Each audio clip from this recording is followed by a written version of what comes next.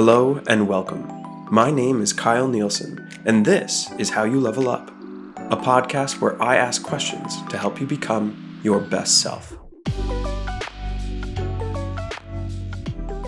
Today, we ask, what are the sins of questioning? What might we do to devalue the power of our questions? There are many different ways a question can be asked. The type of question one asks, the context of why a question is asked. Many factors play into how powerful or weak a question may be when it leaves the lips of the questioner. Lucky for us, some of the sins of questioning, the things that devalue our questions, are known. Retired Navy officer and prolific writer David Marquet was placed in charge of one of the worst submarines in the U.S. Navy in his early career. Over the course of years, he turned that submarine, the USS Santa Fe, into one of the most successful submarines through a leadership model. Included in this leadership model is what Marquet has termed 7 sins of questioning. And these sins are question stacking, leading questions, why questions, dirty questions, binary questions, self-affirming questions, and aggressive questions. What are each of these? What is it that makes them devalue the power of your questions? One by one, question stacking is the all too common practice of asking multiple questions back to back during a conversation. Imagine you are speaking to someone who is in a position of authority, like a teacher or a manager. They have just shared new information for you, a new process, a new project, and at the end of their speech or lecture, they ask, "Does that make sense? Do any of you have questions? Is there anything else that you think you might need further help on? Or is all of this clear and you've got it from here?" Asking questions back to back does not allow the receiver of a question to answer them. When you ask a question during a conversation, give the receiver time to answer, to formulate their thoughts, and respond. Leading questions are questions that push the receiver of a question towards a specific answer. Leading questions typically have the asker's bias woven into the question. Imagine you are in a position of authority and your student or employee has a presentation coming up. What is the difference between asking, "Have you prepared for your presentation?" versus, "How did you prepare for your presentation?" The first question is close-ended. It prompts a yes or no answer. The second question is open-ended and will inform you of not only if they prepared, it will also inform you of how much or how well they have prepared. Why questions? These are questions that have a time and place. Why questions are tricky because they can put someone on the defensive. Imagine that you are chatting with a coworker or a friend who is explaining something that they want to do this weekend.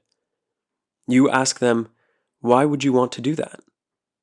This type of question inherently requests justification. Asking instead, "What spurred you to want to do that?" or "How did you come to want to do that?" is a simple way of opening the floor. Why questions do have their value as they seek to analyze and understand, but a misplaced why question can be devastating at most and a roadblock at the least. Dirty questions. Those are the questions that carry subtle judgment and bias. Dirty questions are similar to leading questions, though the term dirty comes from clean language. Clean language is a way of conversing without bias.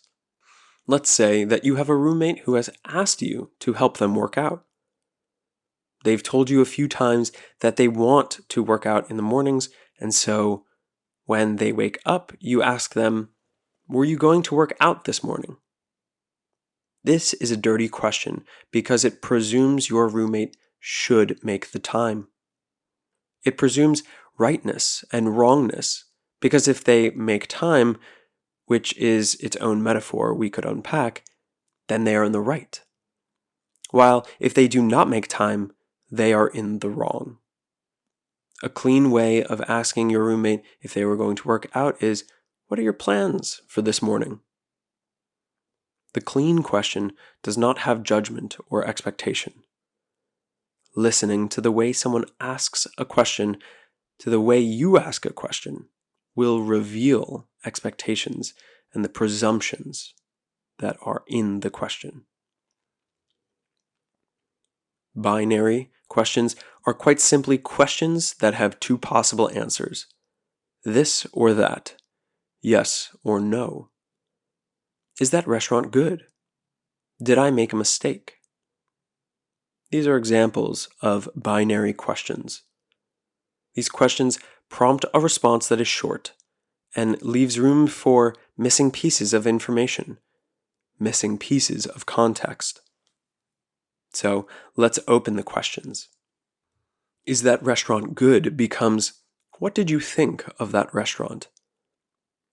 This open question makes room for nuance, for subtlety, for bits of information that weren't there because there wasn't enough room for them last time. The other person can now say, "I liked it, but the steak was cold." Or, "The wine was the best part. Here's the name of the bottle we purchased." The binary question of, "Did I make a mistake?" becomes, "What mistakes did I make?" Or, "How did I make a mistake?" These open-ended questions let the other person share details about the mistake they observed. You can find lessons in observations. There is no lesson to be found in yes or no. Self-affirming questions. These are similar to binaries as well in that they seek agreement on a specific topic.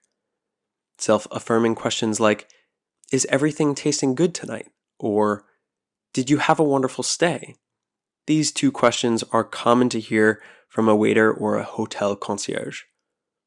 They ask the guest to agree, to avoid giving details because the person asking the question wants only to hear one thing: positive declarations. We must seek to remove aspects of anticipation, like the waiter thinking the food was good or the concierge believing the guests enjoyed their stay. Then we hear questions like, "How was the food tonight?" "How was your stay?" Again, opening the floor for nuance and for subtlety. Aggressive questions. These are often answered with, "I don't know." A prime example of aggressive questions is, "What do you want to eat tonight?" Aggressive questions ask about the future, like, "What should we do?" "Oh, I don't know." To lighten these questions, start in the present tense, touch upon the past, then reach for the future. What are you in the mood to eat? What are you in the mood to do? Seek information, preference, then ask, what did we think of the food we had yesterday, the day prior, or the one before that? These things are easy to answer because they are knowable. Then you can move towards the future. And so to recap, the 7 sins of questioning are question stacking, leading questions, why questions, dirty questions, binary questions, self-affirming questions, and aggressive questions. By knowing what the sins of questioning are, you can more accurately assess your own questions. By knowing these questioning sins, you can begin to avoid them. How might you ask questions differently for today, tomorrow, and the next day? How might you add more power to your questions?